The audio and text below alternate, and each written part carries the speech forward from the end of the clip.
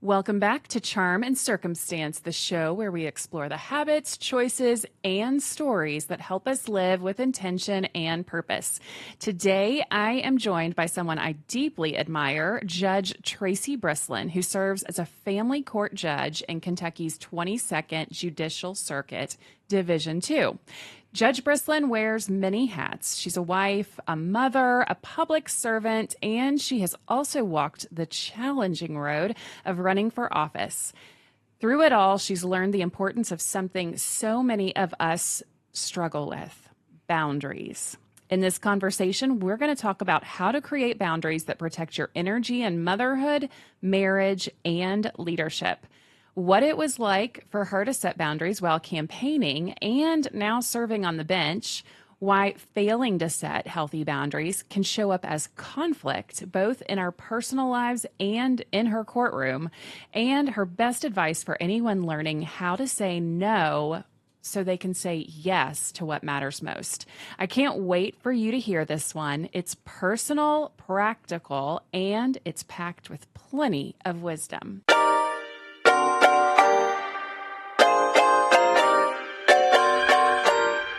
From floor plans to 5-year plans, business to finding balance, I'm Ashley Bruggeman, an interior designer with a love for beautiful living and a belief that style and substance go hand in hand. I'm pulling back the curtain on design, resilience, and entrepreneurship. Expect real talk, refined tips, and just the right mix of polish and personality. So pour something sweet and join me for a thoughtful conversation with a generous helping of charm and circumstance. All right, Judge Brislin, welcome to the show. Thanks for joining me. Thank you for having me. It's my pleasure. Can you share a little bit with our listeners about your journey and what led you to, first of all, pursue family law and then eventually run for judge? Well, it's interesting. It's not something that I ever intended to do. I think like a lot of lawyers, I think most kids don't grow up thinking, I'm going to be a lawyer when I grow up. Nobody really wants to be a lawyer. That's true. I grew up wanting to be a judge, and then my parents were like, Did you really? Exactly work that way. It doesn't. But I didn't want to be a lawyer. I actually studied advertising and marketing and psychology in school. And then I realized soon after graduating that there's not much you can do with a psychology degree unless you get a doctorate. So then I decided to go to graduate school, and I studied criminal justice for a while, and I really thought I wanted to go in the criminal justice field. That was, I wanted to work at a prison, and I did actually work at a prison for a while. Did you know this about me? Yeah, I actually was a prison guard for a while. No. And I was a case manager, so I thought I wanted to be a prison warden someday. So I studied criminal justice and psychology and thought that is what I would do. That's got to be so helpful, though, for your role now. You know, I think in a way it does really help me. Yeah, because I dealt with a lot of conflict there for sure. But I soon realized it was not for me. And so I did what a lot of people do when they don't know what they want to do. When they grow up, they just decide to go to law school. So I applied to law school. I didn't get accepted right away. I was on a wait list. And I kind of thought, well, that's a sign from God. Not supposed to do that. And then lo and behold, I get the phone call. We've got a spot. You want to come? And so I did. And it was...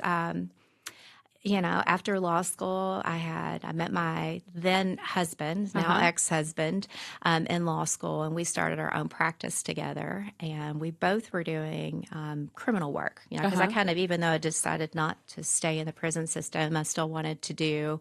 I was just fascinated by criminal work, whether it was a prosecutor or as a criminal defense attorney. So you worked both sides? I worked for the prosecutor's office as an intern for a while, but decided it wasn't a good fit for me. I think I was more defense-oriented. So I was a criminal defense lawyer for a while. And I actually really enjoyed it, but it wasn't putting food on the table. We had both of us doing that, and my ex-husband was a really good criminal defense attorney, and we needed to do something else, some other type of law. And so I thought, well, I can divorce people. That's got to be pretty easy, right? Right. I mean, how hard can it be? Says anybody who's never been divorced. Family law. Yes, says anybody who's never been divorced. When you have to look at it a whole different way. But I started doing some divorce work, and lo and behold, I loved it. Yeah. I mean, I really felt like I was really good at it. I was good at hand holding. I was good at taking people, in like the worst time of their life and just kind of helping them navigate from point A to point B, whether they were getting a divorce or if it was, child custody type of thing. Maybe the cabinet was coming in and trying to remove their children.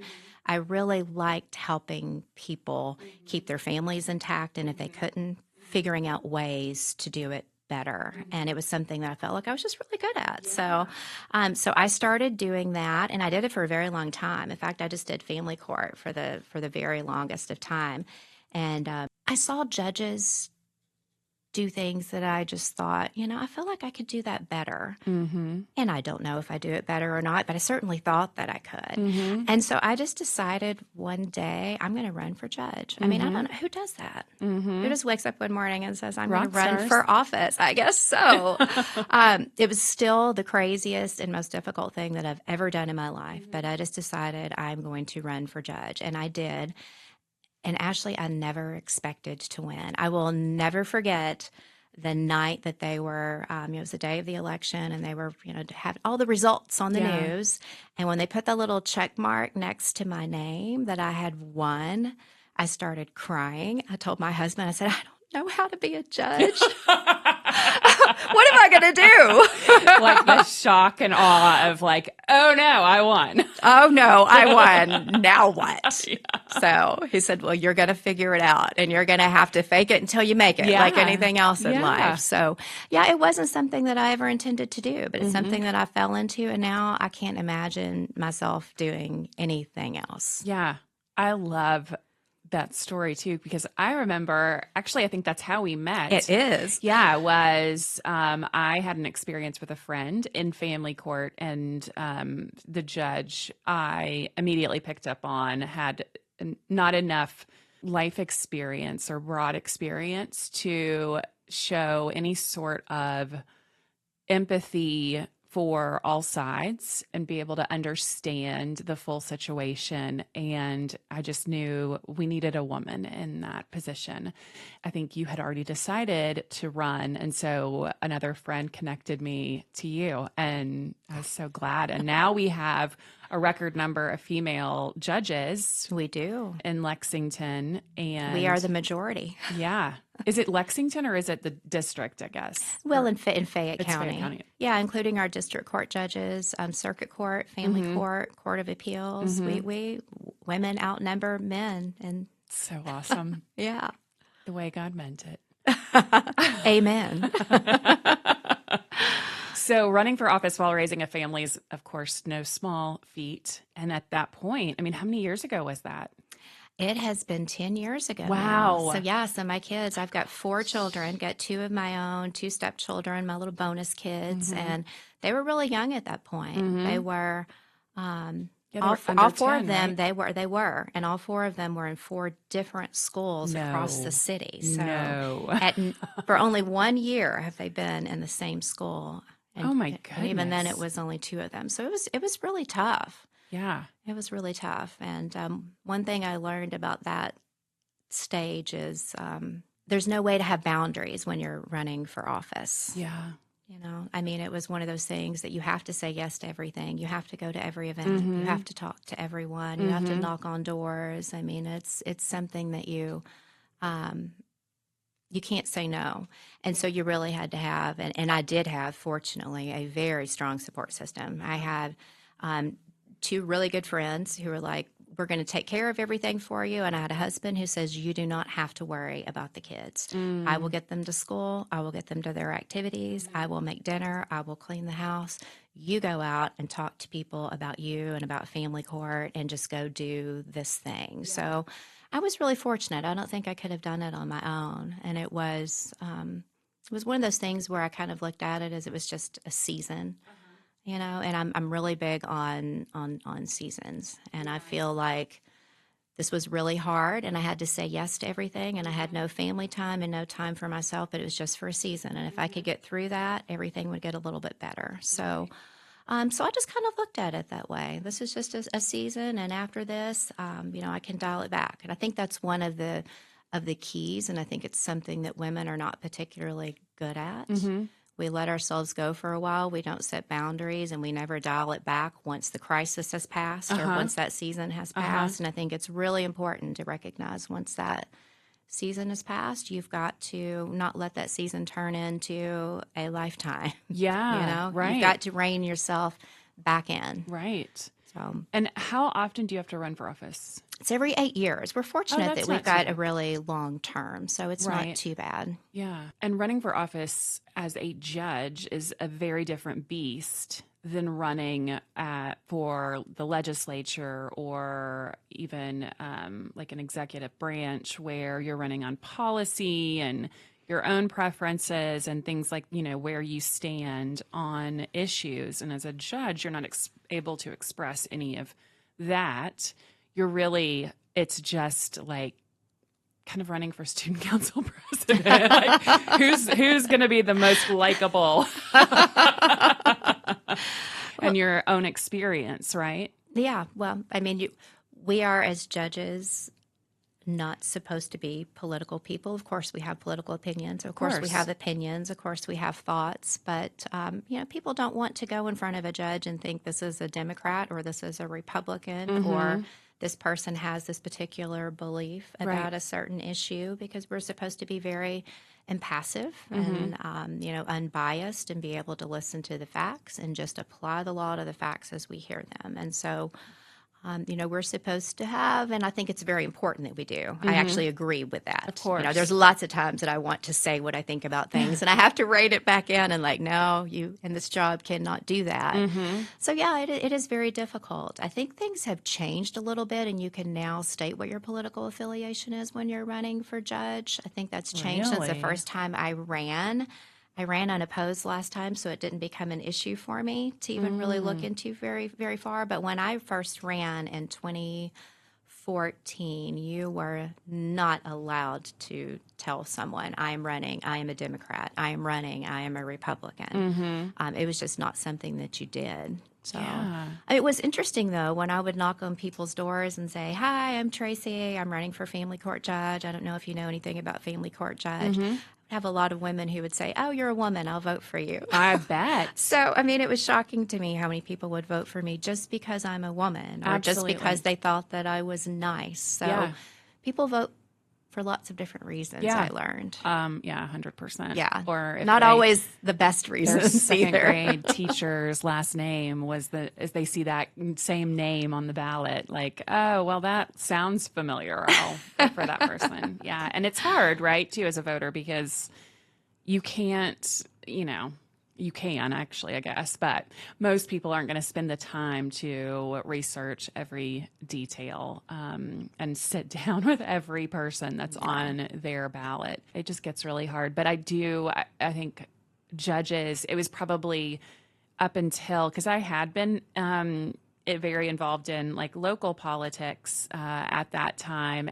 And I think that was my introduction, your race, into more of that judicial system and how valuable judges really are. I think that until you experience that, the need for a judge yourself, or, are close to someone going through that, you can't really appreciate the value that has in shaping the community that you live in and, your own, honestly, like livelihood and your future, should you have to be in that situation. It can have a very big effect on people. I wish people would become more involved in judicial races and know a little bit more about it. They don't learn anything about court until they have to go for themselves. Right. Yeah. So in getting into boundaries within personal life, as so many of us are mothers and spouses and, of course, have our own careers, what kind of approach have you found that setting boundaries between all these different segments of your life, in what way has that worked best for you? What approach have you used? I use a few things. Probably one of the biggest things that I do And some of your younger listeners probably don't remember a time where we didn't have cell phones. We used to have these phones that plugged into the wall, and people couldn't bother you all the time. Right. But one of the biggest things that I think affects my downtime with my family is my phone. And, in this job, a lot of people don't know, as family court judges, we're on call 24 hours a day for emergency protective orders and for, cases where a child may be removed because they're in a dangerous situation and they're at imminent risk of harm. So when I'm on call, I have to have my phone on all the time. But when I don't, when I come home, I really like to have that time just dedicated for the kids. And that little ding that goes off on your phone when you're getting a text or a phone call, it just runs right through me. I mean, it gets my blood pressure high. Yeah. It makes me immediately feel on alert and defensive, and I get stressed. It can suck the life out of a room. It totally sucks the life out of a room. So I try to put a policy in place. I mean, I feel like your home should be your happy place, right? Right. I mean, I know that you originally kind of started this podcast talking about your home and making it your happy place and filling it up with things that you love and that give you joy. Right. And what's the purpose of doing all of that if it's just an extension of your work life and it's nothing but stress for you? Exactly. So you got to protect it. So, I'll come home, and people that know me really well know I'm probably not going to answer the phone in the evenings. And I'm probably not going to respond to your text right away because I'm doing homework with my son, or I'm watching a movie with my daughter, or my husband and I are walking our dog. So I have a real firm boundaries around phone and text after work during the week. Yeah. And I'm a lot more flexible about email because email, I feel like I can check it whenever I have some downtime. Right. After I spend the family time, I can go and check my email and respond to it. But I think that setting boundaries around your phone when you're trying to spend time with your family or even just with yourself, just trying to enjoy downtime in your home, you shouldn't feel guilty about that. You should be able to put those boundaries in place, and you should be able to stick to it. And people should be able to respect that boundary and have it for themselves. We've all got to have time for ourselves that are not interrupted by constant group texts and demands on our time. Totally. 100%. I mean, I really cannot stress that enough, but it's easier said than done, right? It is. And it's so interesting, too, going back to your psychology degree. There is something bizarre about the pressure of a text. I don't necessarily feel as much pressure to respond to an email right away. But a text coming in, I do feel like they're waiting. And then even if I see it and choose not to respond, and I'm like, no, it's my time right now, or I'm trying to focus on this, the whole time that's sitting in the back of my head, like they're waiting. Yes. And so it's really... You stress until you do respond, and then you respond, and they respond back, and it's a never-ending cycle. Yes. Yeah. So there is, like, this is my latest, I don't even know what we would call it. I hate to call it an obsession, but the phone and the rhythms that it has created in our lifestyles lately and our relationships and everything like that.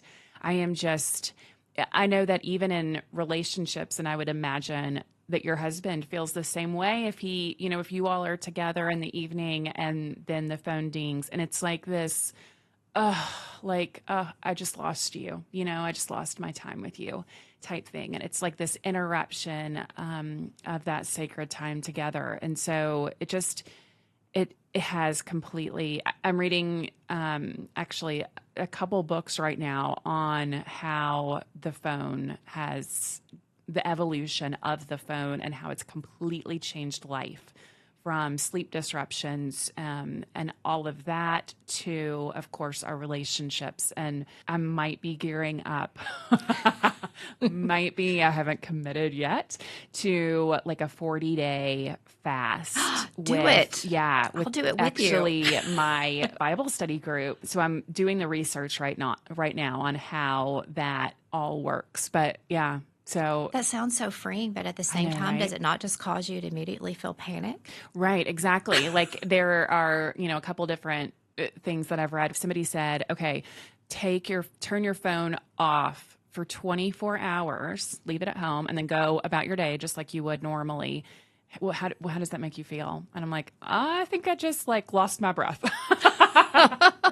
And for what? Like, I hate it. It's just this It's like we complain about it, but we also right? have to have it. We're used to Exactly. having it. We depend on it for everything. Yes. If you're at the doctor's office and you're waiting, we're Right. scrolling What else are you going to do? Facebook and shopping and Exactly. all the things. Exactly. And and for things that we don't need. So it's just, I don't know, it's fascinating to me. And, they did recently, didn't they release like dumb phones, as they call it? Like the old school, just. Yeah, my dad actually has one, and he's super proud of that little flip phone. He loves this little thing. Yeah. Yeah. But like to think of going, like just using that, does that make you like. My husband jokes, and he's actually not joking. He's incredibly serious about this. He's also got, I've got this stressful job of being in family court, and he's in law enforcement, also something very stressful. Absolutely. He has got not one, not two, but 3 phones. No. Yes. So they are my constantly gosh. going off. And it stresses him out too. Yeah. So between all 4 of our phones just dinging all the time, he has said, when we retire, we're having a landline. And I'm like, well, that's nice. And he's like, no, only a landline. Yeah. No cell phones. I hope And you we're at going to least have have a cute landline. rotary phone. I am going to have a cute pink rotary phone. Perfect. Or I may make it red. It'll be like the red phone. Yes. So that you can only call in an emergency. Yes. Otherwise, Yeah. I'm not here. Yeah.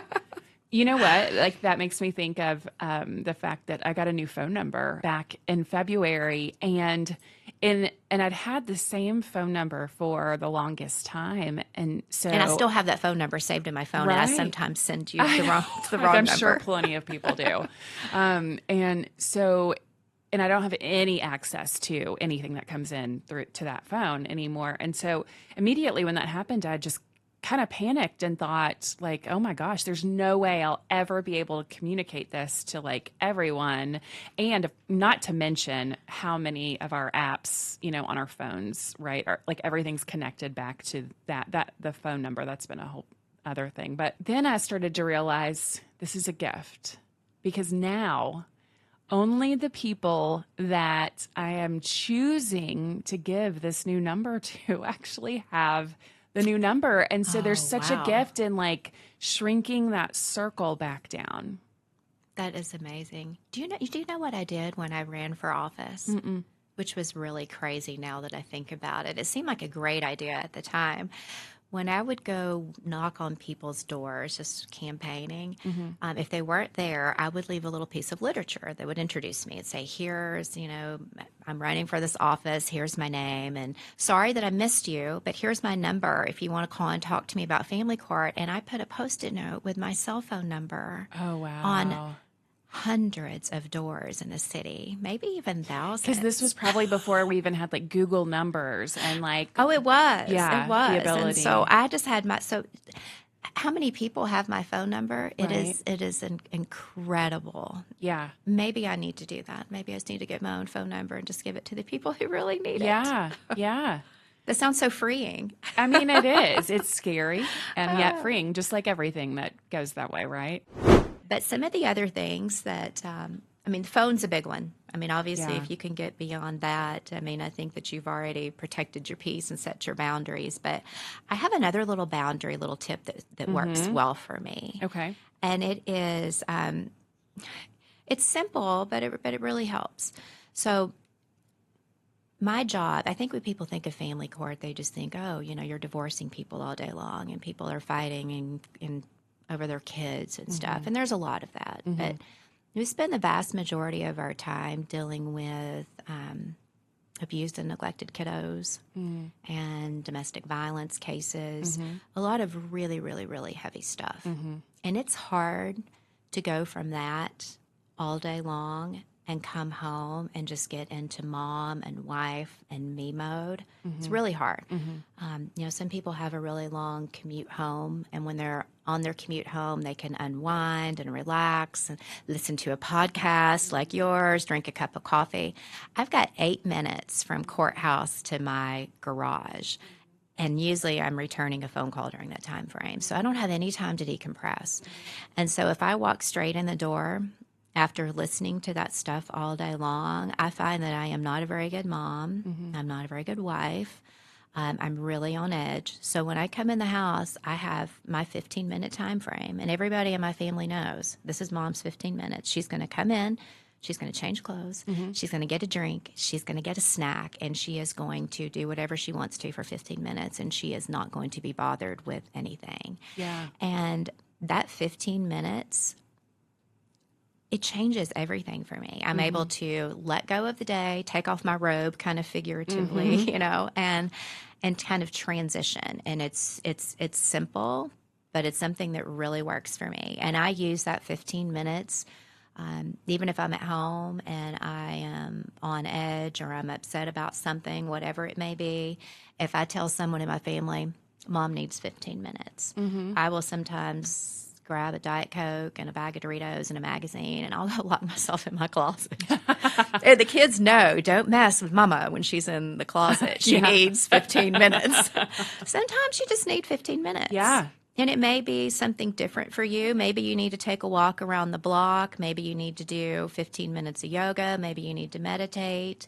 Maybe it's grabbing your favorite magazine and sitting out on the back porch. Whatever it is for you. If you tell your family members, this is something that I need in order to be fully present for you, they will start to get used to that. It'll become a habit for them. Yeah. And that's such an easy boundary to set down for yourself. Right. And it really does work. Yeah. And your kids are of the age now, too, where they generally know what the load that you're faced with. They do. In the courtroom as They well. do. And I can't imagine, or I would say I would imagine that going from the courtroom straight into, you know, Mom, this or that happened, or your husband coming to you with something that, like, yeah, on a personal level is a big deal to them, but like relatively speaking to whatever you may have just dealt with in the courtroom, you're gonna have like a shorter fuse, less compassion for, you know, the smaller things. And you don't want to be that way, No, right? Exactly. I mean, because whatever is going on in your It's child's just as life, your important to husband's them. life, it's just as important, you know? I Yeah. mean, it's just as important. Yeah. But if you are not mentally ready to be there, you're not going to be fully present. You're not going to be fully present. You're not going to be good at your other job. You know, Yeah. my kids, they don't care that I'm judge. I mean, mom is the only job title that matters to them, you know, and so I want to be a good mom to them. And so I have to put myself in that space to where I can be a good mom. I think moms, we have way too much pressure on us. We're supposed to be able to do all the things and do them all really, really well. And that's incredibly unrealistic. Right. We have too many demands on us. And so we have to create those boundaries and create that safe space, or we're not doing anybody any favors. Exactly. Which is why it's so fabulous that so many females are judges. So, like you mentioned, both you and your husband have these demanding careers. Both. Do you find yourself like talking about things that happened at work, and like, have you found that you have to have boundaries of, oh my gosh, now we're talking about it and we're covering our like downtime in conversations that only are getting us amped up again type thing? Yeah, we do. But we have, we've kind of created these little routines for us that work for us, that keep us, and my husband and I have a very great, very tight relationship. He understands me very well. I understand him very well. And, you know, we do certain things together. Every morning we get up, even on weekdays, and we have coffee and do our Wordle. If we talk about, we do the Wordle, he picks the word. I put it in and I kind of take it from there. So, so we do that. We do that every morning. Every day, whenever we get home from work, we walk our dog together, and he does not take his phone because he doesn't want it. He doesn't even take his work phone. I don't know how he does that, but we go and we take a walk. In the first 5 minutes of the walk, we talk about work. Anything that happened that day, this really bad thing happened today, I really need to talk to you about it. And then after that, we cut it off. We spend the rest of the walk talking about other things. We talk about family. We talk about what we're going to do for dinner. We talk about what we're going to do that weekend. So we just kind of get it out of the way. And we get it out of the way really quickly, and then we do not let it bog us down. I love that. So I think you still got to talk about those things because that's your person. You need to you talk want to your share. person Yeah, of about your course. stuff, but you don't need to let it overtake things. Exactly. So we don't do that. And we also do one thing that every 6 to 8 weeks. We're really boring people, by the way. Like, the kids make fun of us all the time. They're like, y'all are so boring. Why don't you go out to eat? Why don't you go to Keeneland? Why don't you go to football games? Why don't you go out and do these things? I mean, honestly, between his job and my job, we cannot go anywhere without seeing someone that he's either arrested or that I've divorced, I mean, and you want to talk about awkward, you're sitting at the Home Goods and someone's looking at you thinking, I know you from somewhere. Wait a minute, you're my judge. It's awful. So we don't really go anywhere. So about once every couple of months, we go about an hour away. We go to Cincinnati or Louisville or Northern Kentucky. We get a hotel. We DoorDash in, or sometimes we'll go out to eat. We'll, Netflix, and we'll just hang out, and we don't talk about work. We don't talk about the kids. The kids know that when we are out of town for one of our little little date nights, that unless there's blood or you've been arrested, don't call us. Yeah, and I'm going to imagine that bar is pretty high when it comes to having parents like you all. It is, and they know. Yeah. Or they have plenty of other people they can call if they end up in that situation. We have gotten 1 or 2 phone calls, and I'm like, okay, that actually is an emergency. Good call. So I think if you've got, if you are married or in a relationship, you've got to kind of set that time aside for yourself, or you don't let anything else interrupt it. Yeah. I think it's really important. That's the only way to preserve a marriage, too, is to have those boundaries there. Do you ever deal with feeling guilty in these moments when you have cut your phone off and you're saying no, like I'm choosing my own family tonight and things, situations like that? And do you struggle with the guilt of just not being able to help everybody all the time like so many women do? Yeah, I'm over here trying not to laugh because guilt is like my middle name. I mean, okay, women, first of all, we feel guilty about everything. Right. Southern women, we feel super guilty about everything. Yes. And I'm Catholic as well. I mean, and I'm so sorry. So you got all the layers. Yeah, I mean, we've got that layer of Catholic guilt there. So I don't know how to not feel guilty about everything. I mean, I do. And I recognize that about myself. I'm going to feel guilty about it. And I have a friend who's she's from the North, I'm from the South, and she's like, you just got to say no. No is a complete sentence, Traci. And I'm like, it very well may be, but I'm sorry. The Southern girl in me cannot just say no because I feel like I'm being rude, and I don't want to be rude, So I've kind of learned that even though I can feel guilty about something, if you are nice to someone in your delivery, it takes the sting out of it, and it helps you to be able to say no. Yeah. So I will explain to someone, hey, I appreciate the invitation. That sounds like a great time. I already told my daughter I would take her to a movie tonight. So, maybe next time.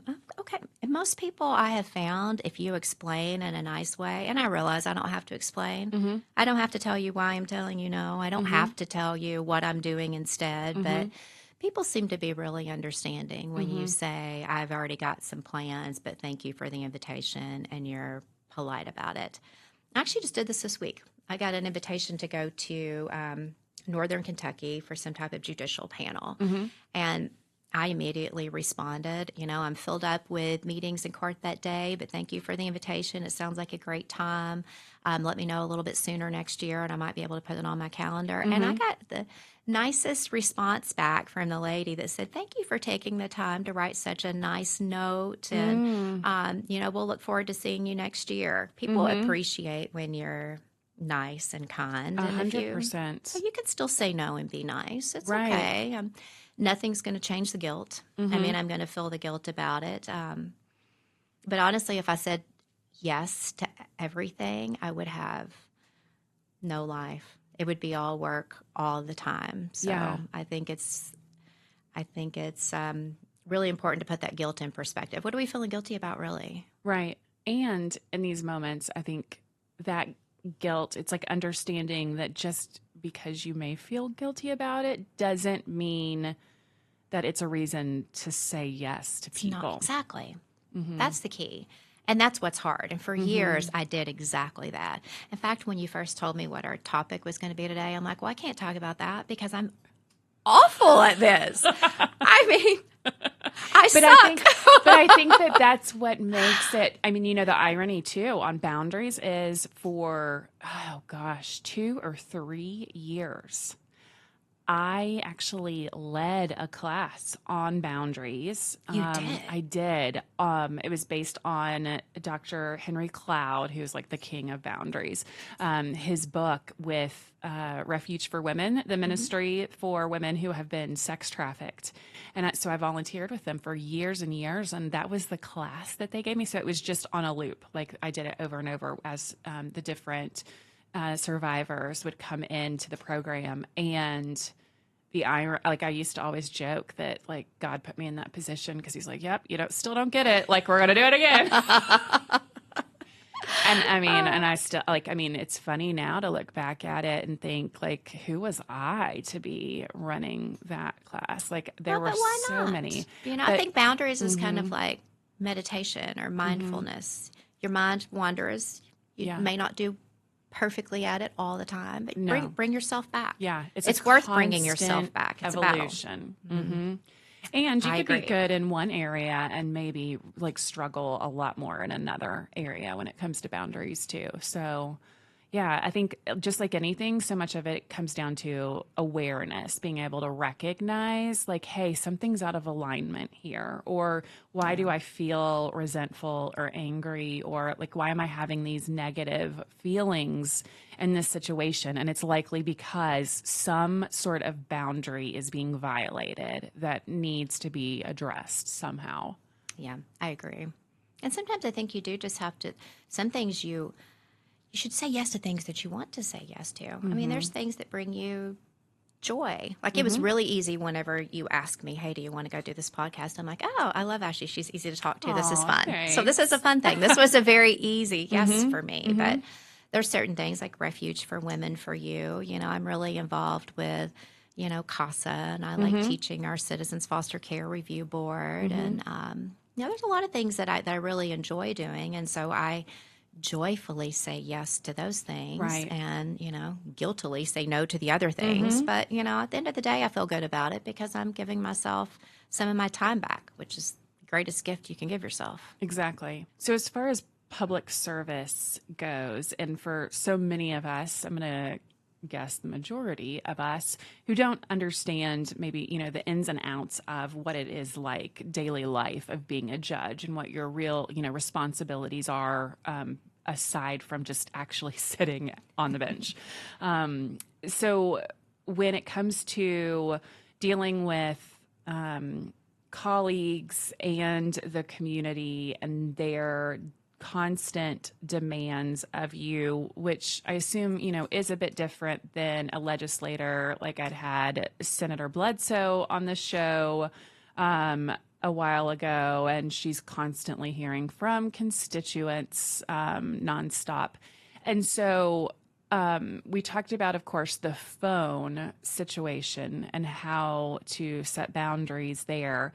How do you find, aside from saying no to, managing your actual schedule, but you can be, talked about in the press, you can be talked about by people who don't have the full story or aren't even educated enough to address what it is that they even have an opinion on, all sorts of things like that. And so how have you learned through these years since you've been on the bench to manage those types of things?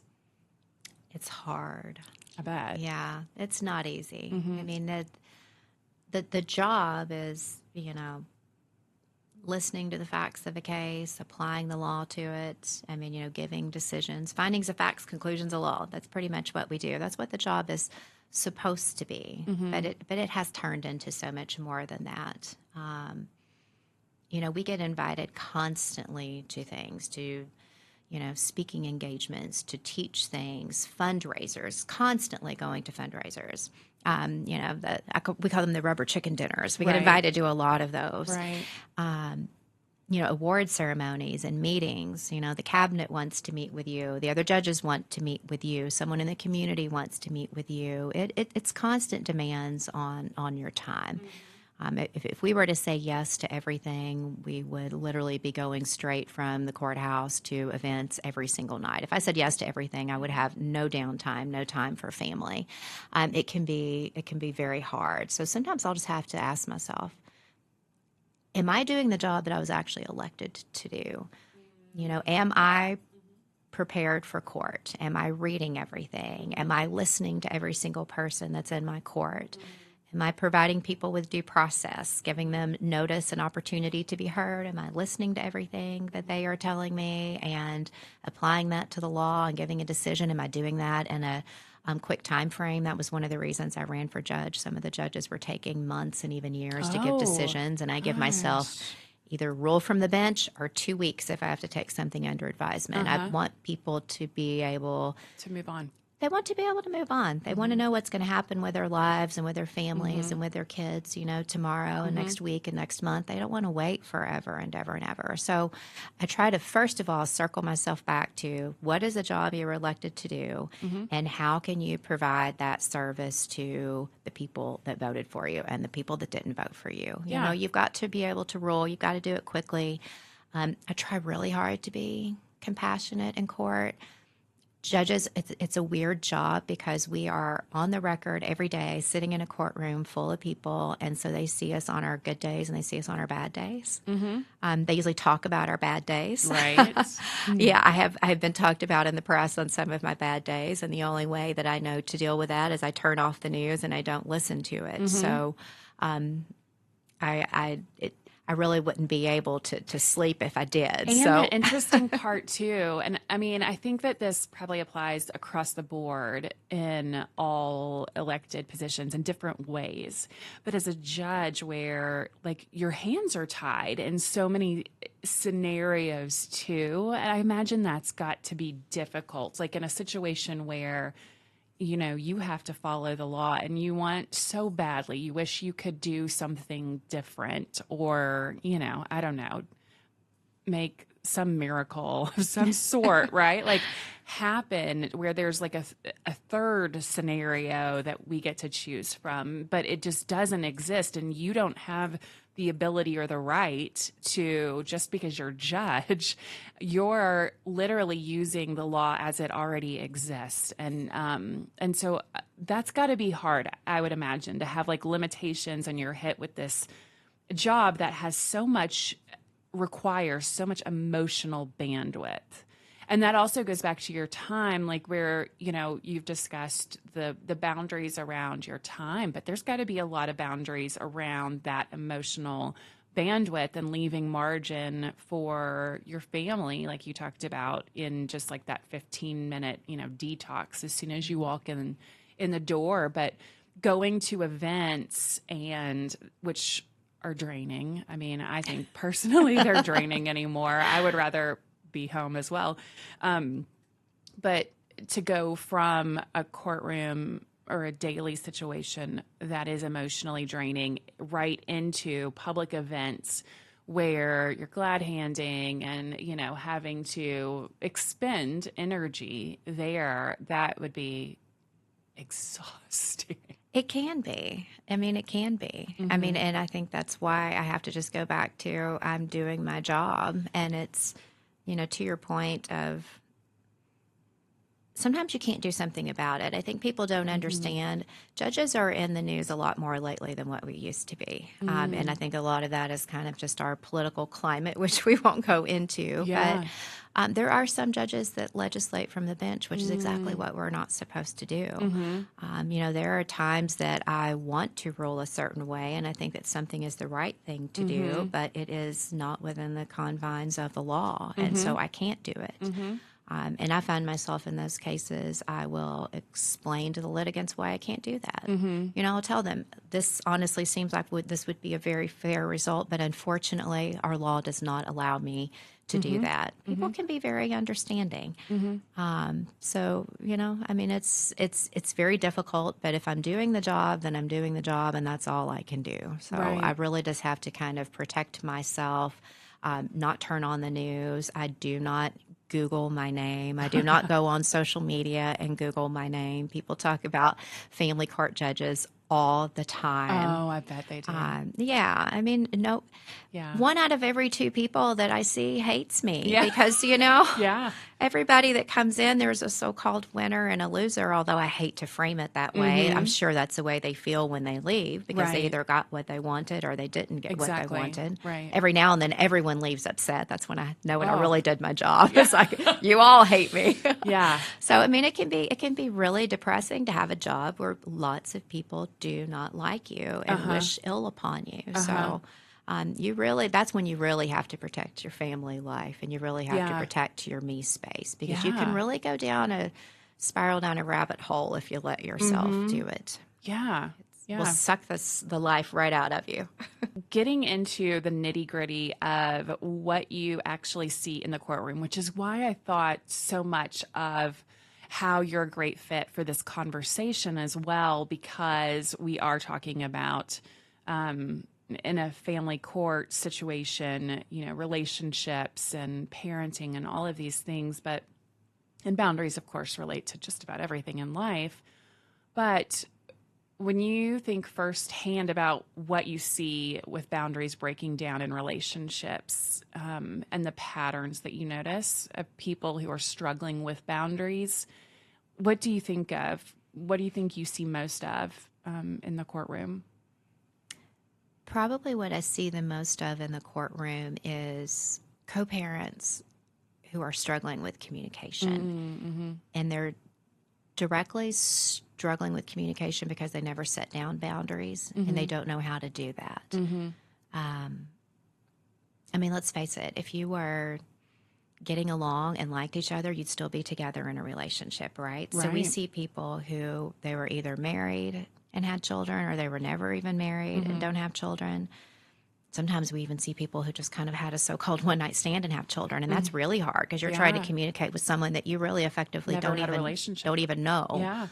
And you can have very, very different communication styles, and it can be really, really hard because they come to court and file motions and need help because they don't have those boundaries. And probably a really good example of it is, I see this a lot.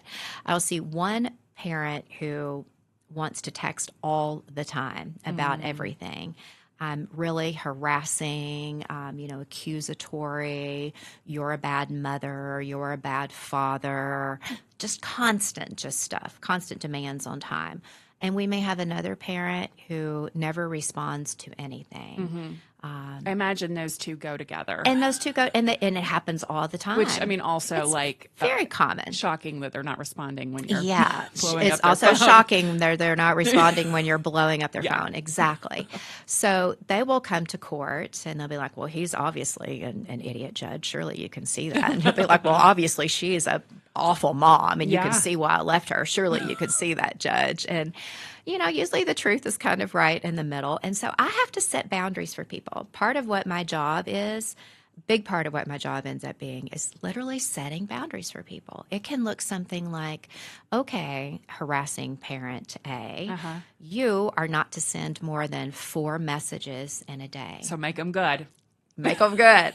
And they have to be child focused. You are only to talk about the child, not about why she left you or how you don't like her mama. It's going to be about the child. Yeah. And you, bad parent B, need to respond within 24 hours to whatever it is that he's requesting, as long as it's child focused, so that, decisions can be made. We have to put boundaries in place like that all the time. And we actually have, if there's anyone that's listening that's going through this with an ex, there's all kinds of apps that can help you with that. Shockingly, I've heard of these. there like is the an app court for has that. visibility to the messages, right? Yes, we have this, and there's lots of them, but the one that we use here the most locally, it's called App Close. I don't know why they call it that. That's really kind of a dumb name. Yeah, so it's APPCLOSE. And basically what will happen is one parent will start an account, they'll send a link to the other parent, the other parent accepts it, and then they are now connected. So it's like a texting function. They can text each other, but nothing can be deleted. So whenever you go to court and try to show the judge who is right and who is wrong, I will be able to look at all of their communication, their communication style, how they're talking to each other, and then I can help them come up with a better way, because I can see who really is the problem. And maybe sometimes it's both of them. Right. But yeah, they're great little apps. There's even one, and I've only had to use this once, and I can't remember the name of it, but I'll have to find it. It uses AI, and it uses AI to change what someone says. So let's say parent A says, "You MF awful B." Right. I can't believe I had a baby with you. You're awful. You're going to burn in, hell. And, by the way, I'll see you at 2:00 for the exchange. Oh, my goodness. This AI will use this and say, I'll see you at 2:00 for the exchange. It takes out all of the bad stuff, leaves the child-focused stuff. And here's the best part of it. Oh, my These people goodness. have to pay for this service. And you'll get something like 10 free messages a month that they will correct for you. But if they have to correct more than that for you, they charge you per message.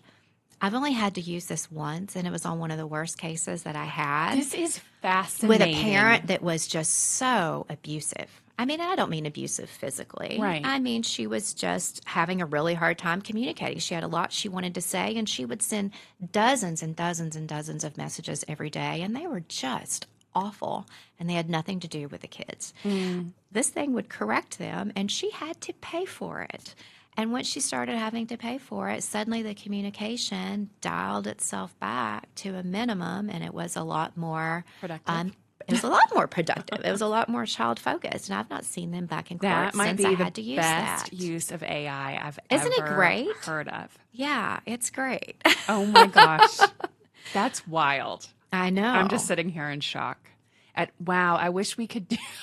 No, I don't. That's a whole other rabbit hole. But wow. But we have other things too that can help people. I mean, not just that. There are we have parents communication clinics, cooperative parenting classes that can help people reframe their, communication with the other one, how to focus it on, child-related kinds of things, and how to set boundaries on the other one. So there's all kinds of classes that can teach you to do that. And we have parent coordinators who help really high-conflict parents, talk to each other better and kind of focus on the issue at hand, and instead of all the drama that kind of surrounds it. And this is available, I'm assuming, at no charge. The parent coordinators, no. Okay. They actually charge an hourly rate, but they're probably worth every dime, because you do end up spending, I feel like, less on parent coordinators than you do paying attorneys hourly rates to go to court. Yeah, that makes sense. For sure. But some of these people, they need it. They need the help. It's no fun to have to go to court every week or two. No, and of course, fight. Kids are 100% going to pick up on all of that. And all that does is create more kids with boundary issues. Oh, yeah. They know when mommy and daddy don't like each other. Yeah. Why do you think our culture struggles with boundaries more now than in the past? Or do you? I don't really know the answer to that question. And I think it kind of depends on who you're talking to, because I think some of us do and some of us don't. Because, I'm the mom of 4 teenagers and young adults. And I don't think this generation struggles with it as much. I think you're right. They every other word that they say is boundaries, to the point that, and I'm sorry, young people, if you're listening to this, at first I kind of thought, what is all this stuff about boundaries? This boundaries talk is kind of silly. Well, and but I think they're right. Yeah, I mean, and I know that it's boundaries will be referred to as the gate in a wall. It's not a wall, but it's putting a gate in place. So it's not, setting up a fortress. I hadn't actually heard that, but I like that. Yeah. And so I think, when taken to the extreme, then you are building a fortress instead and putting up walls, and people are just going to run into walls, period. And that's not the intention of a boundary, a healthy boundary.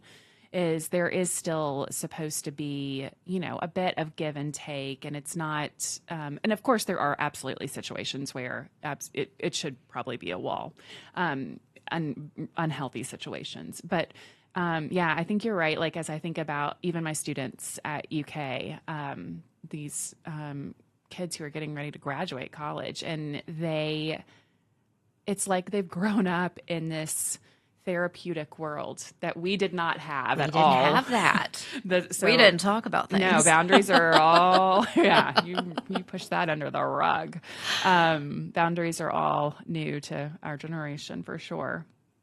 But I think our generation, we're awful at it. Yeah. We were always taught to be polite, to say yes, to do everything. Especially women. Especially women, especially moms. And now we're in this situation. It's like this collision of all these different things where, women can get their own credit cards in the late 70s and start to become financially stable on their own through the 80s, 90s. Now divorce rates pick up, and women are still carrying, though, that load of full-time caretaker. You've got your own career and full-time managing kids, and you're still filling all the roles, requiring more boundaries. And you have a phone on you, or 4 phones, or whatever, so people have constant access to you. I think that's one of the things that the younger generation does better than us. So even if they may take it too far sometimes, I think that they're really actually pretty smart. We don't give this young generation enough credit. We say that they're all kind of stuck in social media and don't really know how to talk to each other, but they really do a better job than what we did at setting down boundaries and creating safe spaces and protecting their energy and their peace. They coined the mental health days. I mean, we didn't have mental health days growing up. Now I think it's a great idea. They are way more aware of, I think, their own emotional limits and energy in situations, for sure. I wish someone would have told us that when we were younger. I know, wouldn't that have been nice? What advice would you give to women, especially moms and professionals, who are just beginning to set boundaries but might be getting pushback from others in their lives? Well, I think the first thing that you need to do is start small and set reasonable boundaries. I mean, it's that's why I like my little 15 minutes when I come home. It's easy. It's not anything that's difficult. Mom will be available for you. You're not asking for 2 hours. I'm not asking for 2 hours. I'm asking for 15 minutes, and then you're going to get good mom. I think if you set reasonable boundaries, whether it's in your personal life, with your kids, with your husband, with your coworkers, it can be literally anything. I think if you set reasonable boundaries, you're not going to get as much pushback. And then you can kind of work from there. I always tell people that are trying to set boundaries at work, I think this is also a generational thing. Whenever, and it's not necessarily generational, but it's where you happen to be in your career. Whenever we were younger, it's kind of like my campaign season. It was that season, and I really couldn't say no to anything, because if I really wanted the job, I needed to put myself out there, and I literally could not say no to anything. When you first start out in your career, it's going to be more important to you to say yes to more things than you say no to, right? Right. I mean, you need to develop contacts, and you need to be seen as a team player and someone who is responsible and reliable. I mean, that's how you're going to get ahead. But when you get older, you don't have to do all of that. When you get a little bit more established in your career, you don't have to say yes to everything. You can say no to things. You can set some boundaries. You can tell your boss, I'm always available whenever there is a dumpster fire, but I'm not going to be available from 5 to 7 because I've just gotten home. I'm helping my kids with their homework. I'm making dinner. I'll turn my phone back on afterward and deal with any issue. That seems to me to be a reasonable boundary. I'm available to you all day long at work. I'm available to you in the evening after I've had dinner and after I put the kids to bed, whatever it may be. If you start with those reasonable boundaries and set those, I think you can build on that. Yeah. I mean, and you may find that those little small things are all that you need. All I really need is my 15 minutes every now and then. I need my coffee and my Wordle in the morning, a dog walk in the afternoon, a weekend away every now and then. Those things are really simple, but they can really, really add up to better quality of life for you. 100%. Not only the boundaries themselves, but then your loved ones' reaction to those and their respect for those little boundaries that you take or set in place, and how that communicates respect and love, and then it just kind of gets to cycle it does through. But you've got to respect their boundaries too. Right. Two-way street. Yes. Well, Judge Brislin, thank you so much for joining us today and sharing such practical and heartfelt wisdom. I think this conversation is going to encourage a lot of people who are struggling to set boundaries in their own lives. And for those listening, if today's episode resonated with you, share it with a friend who might need a reminder that boundaries aren't selfish, they're essential. Thank you for listening to episode 20. Don't forget to subscribe so you never miss an episode, and leave us a review on Apple or Spotify. It helps more people discover the show. Until next time, remember that saying no is often the most powerful way to say yes to what matters most. I'll see you in the next episode.